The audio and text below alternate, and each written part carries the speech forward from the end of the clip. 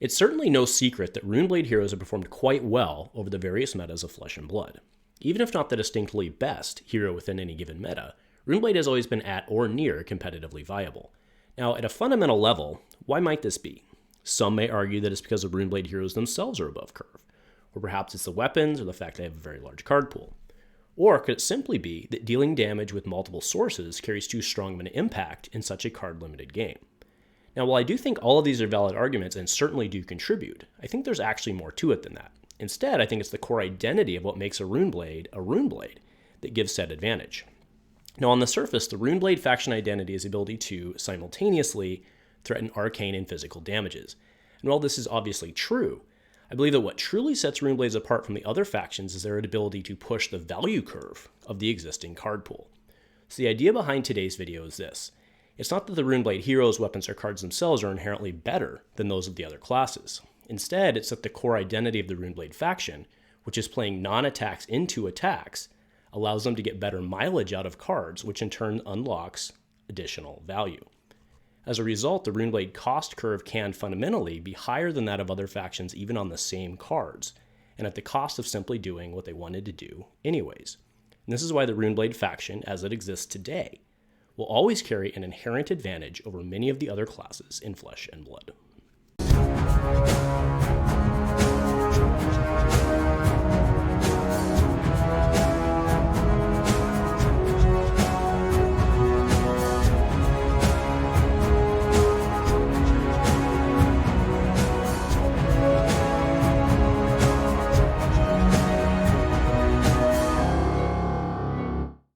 A huge shout out to our channel members for supporting what we do here. If you want to get involved with the channel and the Dice Commando community, please consider joining as a channel member. Remember, these videos are only possible with your support. You can show that support with a like, a subscribe, and by leaving us a comment and sharing your feedback. Community first, and go Commando. Hey there, Flesh and Blood folks. Welcome back to Dice Commando and Go Again, a Fabulous Cast. We are back from the holidays. I hope they went well for everybody and that you had a good, relaxing time. One of the things that I always get to do on the break is stuff like this. I get to work on stuff that's kind of been in the back of my head but isn't super pressing. So I'm really happy to be able to bring this little chat because it's something I've been thinking about for a while. Also do note this is going up on Sunday afternoon in the US, which will be Monday morning in New Zealand, and LSS will be back from their holiday break, and I bet the news is just going to start hitting, so we had to get it up now. But either way, thanks for tuning in. So before we get started, in these type of discussions, it's pretty easy to get hung up on this character's too good or this weapon's too good or stuff like that. And that's not what I really want to do here. This isn't about, XXX is too good, Briar's too good, Rosetta's too good, blah, blah. That's not what this is, right? Because I firmly believe that much of what makes those type of statements are the symptoms. Those cards are the symptoms and not the root cause.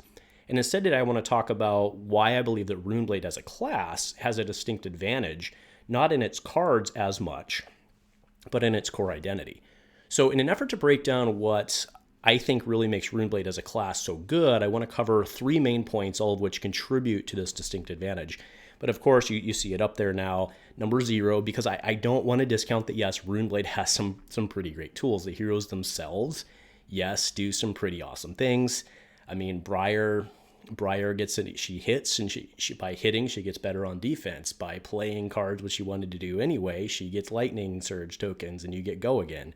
She's very, very good. Chane, I mean, the seeds thing is relevant, but Chane fundamentally gets to do what he wants to do anyway, and he can be very good. And even Viserai, who's arguably the worst, and I mean, not really arguably, I think it's fair to say he's the worst of the three, but I use that term loosely because I still think Viserai is very, very, very good. And he has a lot of strong advantages over the other heroes out there, right? So, I mean, yeah, fundamentally good tools. I mean, number 1 is Rosetta. I mean, I don't think that's any secret. I want to talk a little bit about how Rosetta plays in later, but I mean, at a very basic level, Rosetta really truly embodies that Runeblade identity, which is getting advantages for what you wanted to do anyway, which is doing a pump into an attack and then attacking again, right? I mean, Rosetta is amazing. But something else I want to talk about that I think people forget about a lot is, the Runeblade grasp swing, which I'm showing across right now, but at a fundamental level, for one card, one 3-pitch card, you can poop out using Grasp, you can poop out a Runeblade token, and then you can swing your weapon, right? And as long as it's a 1 cost, you can do it for 1 card. And this is it's not a huge amount of damage, but it requires a 2-card block, right? If they don't want to take damage. So it's effectively 1 card for 2, right? So this is one of the best attacks in game. If you were to compare it to like Kodachi, right? It's something very, very similar to Kodachi for a 0, right? A 1 for 2 swings. This is a 1 for 2 swings. It's arguably better than like a Anathos, right? Because Anathos is, yes, 1 card for a 2-card block, which is functionally what this is. But again, it's something that's very, very repeatable, and many, many classes would love to have something like this at their disposal, right? So you have, and this is just a fundamental tool, and let's be very clear, this is oftentimes your last resort move as a Runeblade, and it's still one of the better tools that exist, right? So, I mean, again, very, very, very, very, very good tools available to them. All right, point number 1, arcane damage in most cases forces suboptimal equipment choices. Right, so what do I mean by that, really? So what I'm throwing up right here is the traditional warrior fridge, right? There's the Dorinthea, maybe the Kassai warrior fridge. That's normally what you'd sit down with. Now, if you sit down against a Runeblade, you are going to, or let's just say you sit down anybody versus arcane damage, you're going to have to start finding sources of arcane barrier. And to do that, it means that you need to swap out your equipment. Right, in the case that I'm showing here, right, which of these equipments am I going to swap out for some sort of null rune, right? Which one am I going to swap out? Either way, no matter what choice I make, I lose something. Now, there are just, if you were to sit down versus Wizard, for example, there are some very clear choices that you would make because you're not necessarily going to get the advantage from it. But in Runeblade, you are looking at, my point being that Wizard, you're not necessarily worried about the physical portion. So losing bracers might not be an impact to you. But now all of a sudden, we're sitting down against Runeblade, who can threaten physical and arcane.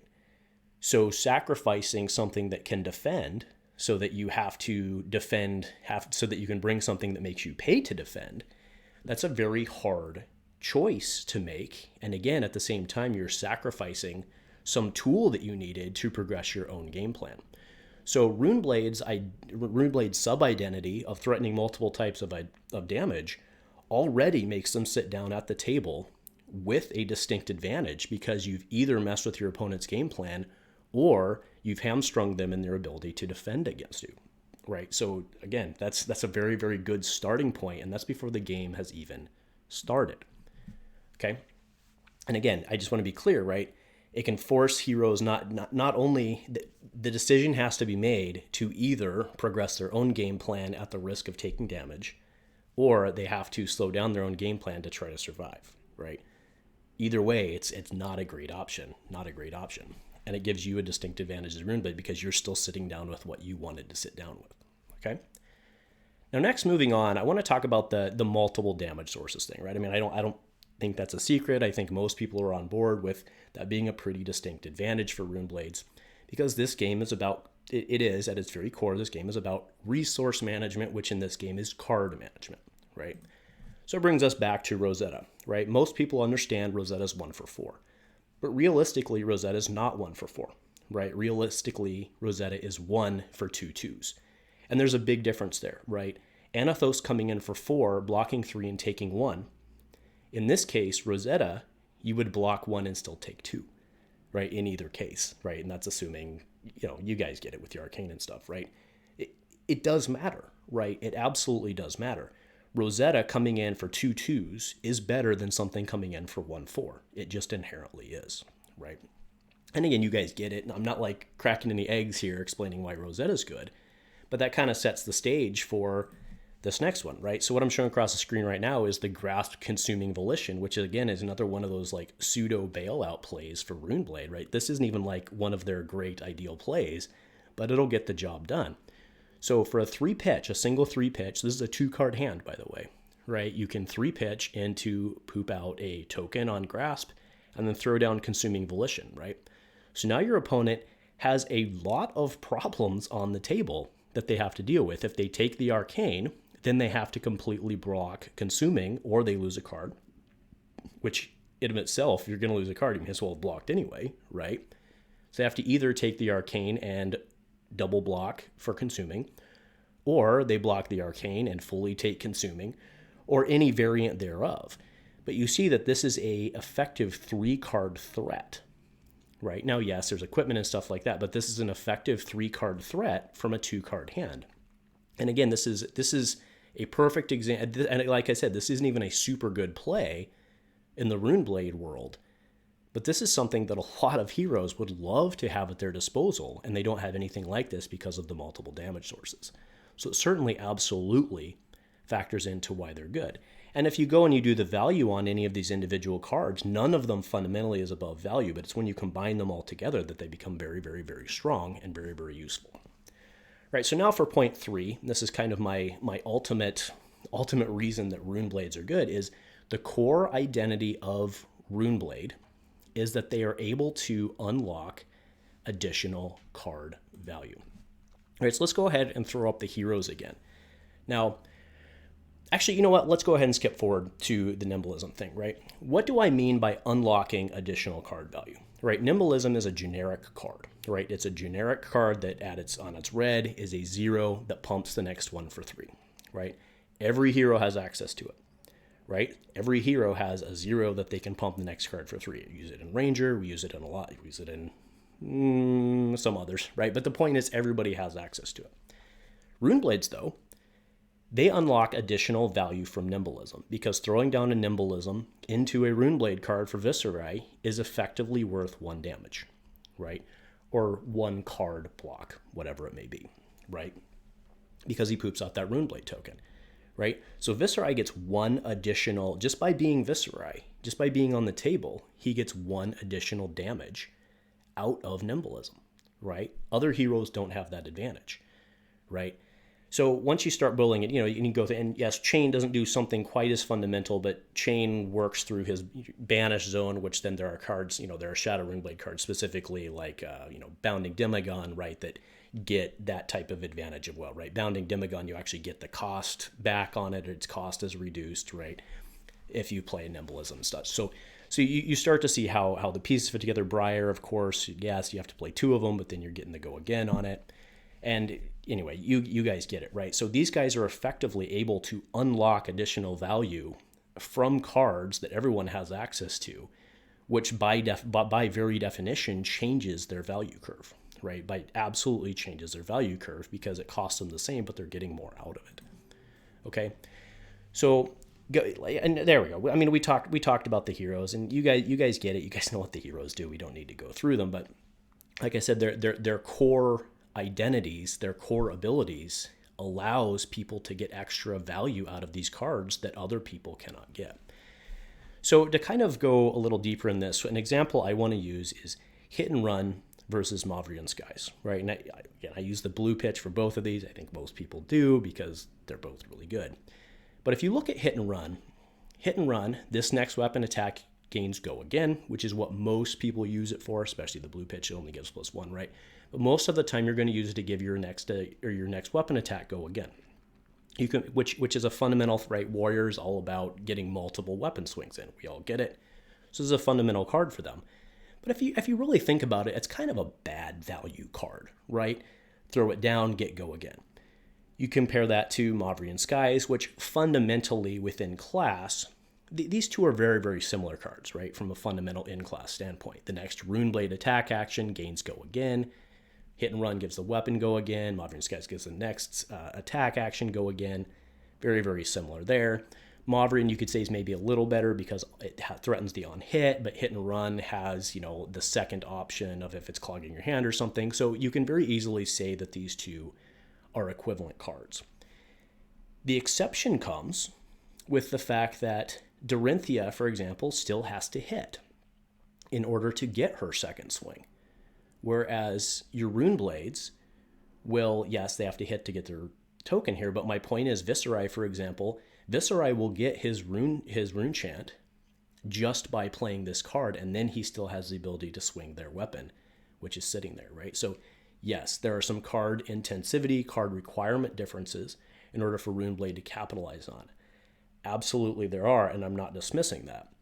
But the fact is, if you compare what look on paper, these two, right, look on paper to be very, very equivalent value cards, you can very clearly see that Runeblade can get far more advantage out of a Mauvrian Skies than a warrior can get out of something like Hit and Run, right? So, I mean, hopefully that's clear. I mean, I think it's a pretty fundamental example.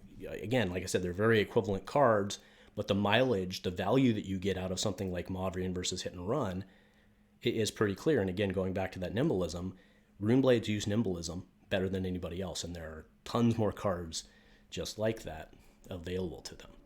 Okay, so really to wrap up today, no Runeblade is not unbeatable. The ultimate class, etc., right? Nothing I've said here today was intended to imply anything about them being broken or so on, right? Merely, I just wanted to outline the reason that I firmly believe that as long as Runeblades are in the game, that Runeblade as a class will always be a competitive force. Or I should say, at least, as long as Runeblade continues to maintain the non-attack into attack bonus type thing, right? Most other heroes have to work to get their bonus. Warrior has to hit, Guardian, well, Warrior has to hit or charge, actually. Guardian has a cost in their ability, Brute has to discard Banish correctly, and so on.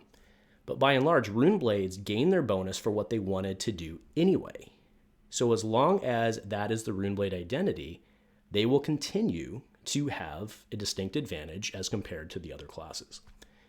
Anyway, that's my piece today. I'm curious what you guys are thinking on the subject as well. I really don't, you guys are welcome to comment as you want, but I really want to avoid, this is broken. That's not really that's not really the point. Instead,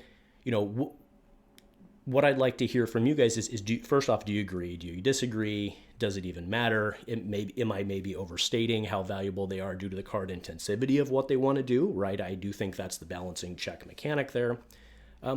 So yeah, let me know what you guys are thinking. Am I onto something? Does it even matter? I don't know. Let me know. So anyway, thank you very much, everyone. Thanks for tuning in again from your holiday break. Let's see what the next couple of weeks have in store for us. Thanks for joining me today, and go Commando.